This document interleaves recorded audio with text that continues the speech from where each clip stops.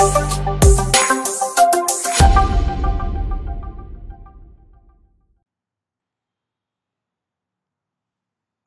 আলাইকুম। আজকে আমরা দেখব কিভাবে আমরা কুইকবুকসে পেমেন্ট রিসিপ্ট রেকর্ড করতে পারি। সাধারণত যখন আমরা বিজনেস রান করার ক্ষেত্রে ইমিডিয়েট এক্সপেন্স মেক করি, লাইক আমরা হয়তো কোনো ক্লায়েন্ট অথবা কাস্টমারের সঙ্গে ডিনার করছি, অথবা বিজনেসের ক্ষেত্রে আমাদের কোনো ইমিডিয়েট পারচেস করার প্রয়োজন পড়ছে, হতে পারে এটা অ্যাক্সেসরিজ বা অন্য কিছু। তো এই ধরনের এক্সপেন্সগুলো যখন আমরা করি তখন ভেন্ডর আমাদেরকে একটা রিসিপ্ট দিয়ে থাকে।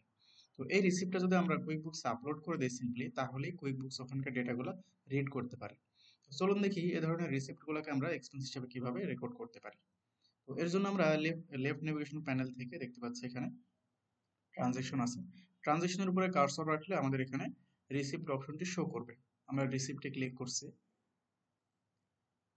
রিসিপ্টে ক্লিক করার পর আমাদের কাছে বেশ কিছু অপশন দেখতে পাচ্ছি। একটা আপলোড ফ্রম কম্পিউটার, আমরা চাইলে এটা কম্পিউটার থেকে আপলোড করতে পারি, অথবা আমরা যদি এখান থেকে একটা মেইল অ্যাড্রেস জেনারেট করে রাখি, আর এই মেইল অ্যাড্রেস যদি আমরা সিম্পলি আমাদের মোবাইল থেকে বা অন্য যে কোনো ডিভাইস থেকে এটা যদি মেইল করে দেই, ফরওয়ার্ড করি, তাহলে এটা এখানে অটোমেটিক্যালি জমা হয়ে যাবে। তো আমরা দেখি এখন এটা আমরা কম্পিউটার থেকে কিভাবে আপলোড করব। আমরা সিম্পলি এখানে আপলোড অপশনে ক্লিক করলে আমাদেরকে এটা আমাদের ফাইল ম্যানেজারে নিয়ে আসবে। এখান থেকে আমরা আমাদের যে রিসিপ্টটা ওটা সিলেক্ট করে দেবো। তো আমি একটা সিলেক্ট করে দিয়েছি। এটা সিলেক্ট করার পরে কিছুক্ষণ সময় নেবে ডেটাটা রিড করার জন্য। এর জন্য আমি আগে থেকে আপলোডটা করে রেখেছি, এবং আপলোড সম্পন্ন হওয়ার পর এটা আমাদের রিভিউ প্যানেলে এটা থাকবে। তো আমরা এটা আপলোড করেছিলাম। আমরা দেখি আমাদের রিসিপ্টটা ওপেন করি। রিসিপ্টের উপরে ক্লিক করার পর আমাদের সামনে রিসিপ্টটা এভাবে শো করবে। তো রিসিপ্টের যে ডেটাগুলা সেগুলো আমরা দেখতে পাচ্ছি এখানে অটোমেটিক্যালি রেকর্ড হয়ে আছে।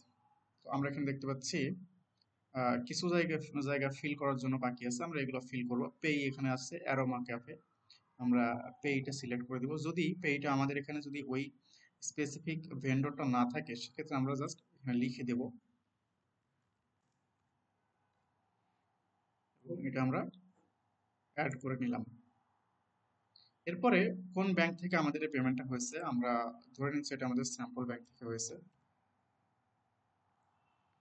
পেমেন্ট ডেট আমরা দেখতে পাচ্ছি ঠিকমতো কুইকবুকস রিড করেছে 27/12/2019, 27/12/19, এবং দেখুন অ্যামাউন্টটা এখানে 8.70 ঠিকমতো রেট করেছে। ট্যাক্স অ্যামাউন্ট ঠিকমতো রেট করেছে। ক্যাটাগরি কুইকবুকস এটা অটোমেটিক্যালি এন্টারটেইনিং ক্যাটাগরি সিলেক্ট করেছে। যদি আমাদের এটা ডিফারেন্ট কোনো ক্যাটাগরি হয়ে থাকে আমরা সেটা এখান থেকে সিলেক্ট করে দিব। তো যেহেতু এটা একটা ক্যাফে, আমরা এন্টারটেইনিং অপশনটাই রাখছি। ডিসক্রিপশনে অ্যারোমা ক্যাফে রাখছি।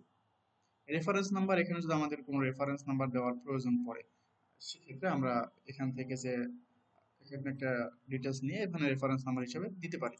আমাদের যে রিসিপ্ট আছে ওখানকার কোনো রেফারেন্স নাম্বার যেটা থাকে ওটাই বসিয়ে দিতে পারি। আমি এখানে আপাতত 00112 দিচ্ছি। That's it. এই ইনফরমেশনগুলো দেওয়ার পরে সিম্পলি আমরা এটা সেভ অ্যান্ড ক্লোজ করে দিব। এটা যখনই আমরা সেভ অ্যান্ড ক্লোজ করে দিচ্ছি, দেখুন এখানে কিন্তু আমাদের রিসিপ্টটা শো করতেছে ফর রিভিউ অপশনে, এবং পাশে রিভিউ লেখা আছে। সিম্পলি আমরা যদি আবার এটার উপরে ক্লিক করি, এখন দেখুন আমাদের এটা এখানে সার্চ করছে যে এই ডেটে আমাদের কোনো পেমেন্ট হয়েছিল কিনা। এখন আমরা একটা বিষয় এখানে জেনে রাখি, যখনই আমরা কোনো রিসিপ্ট রেকর্ড করছি, যে নট নেসেসারি যে ওই দিনেই আমার ব্যাংক স্টেটমেন্ট আপডেট হবে। আমি যে ডেটে রিসিপ্টটা রেকর্ড করতেছি হয়তো তার একদিন পরেও ব্যাংক স্টেটমেন্ট আপডেট হতে পারে। দ্যাটস ওয়াই এটা ব্যাংকের সঙ্গে ম্যাচ নাও করতে পারে। আমি এটাকে এক্সপেন্স হিসেবে এখন ক্রিয়েট করে রাখবো। দ্যাটস সিম্পলি যদি আমি এখন এটাকে ক্রিয়েট এক্সপেন্সে ক্লিক করি, তাহলে এটা এক্সপেন্স হিসেবে রেকর্ড হয়ে থাকবে। এখন দেখুন এটা আমার এখান থেকে ফর রিভিউ প্যানেল থেকে চলে গেছে, এবং এটা অলরেডি রিভিউড, এবং এটা একটি এক্সপেন্স হিসেবে রেকর্ড হয়ে আছে। তো এভাবে সিম্পলি আমরা একটি রিসিপ্টকে কুইকবুকসে আপলোড করে খুব সহজেই এক্সপেন্স ক্রিয়েট করতে পারি। ধন্যবাদ এতক্ষণ সাথে থাকার জন্য।